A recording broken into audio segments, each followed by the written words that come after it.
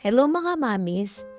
Dahil wala akong luto ngayon, at saka naisipan namin mamasyal dito sa may Estancia Shopping Mall, kumain na rin kami dito sa may Local Bird. Ayan. Alam niyo bang ang sasarap ng mga pagkain nila dito?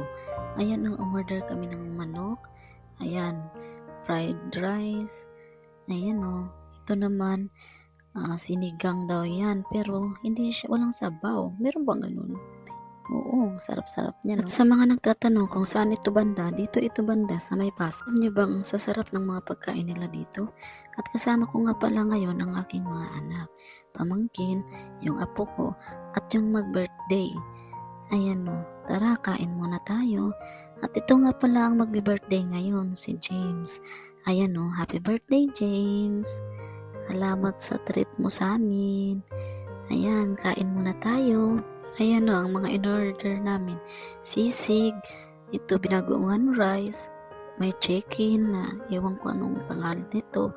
Pagkatapos ito yung may mangga na may kare-kare daw ito. Ayan ang sasarap niyan. Ito naman yung sinigang na wala ngang sabaw na sinasabi ko.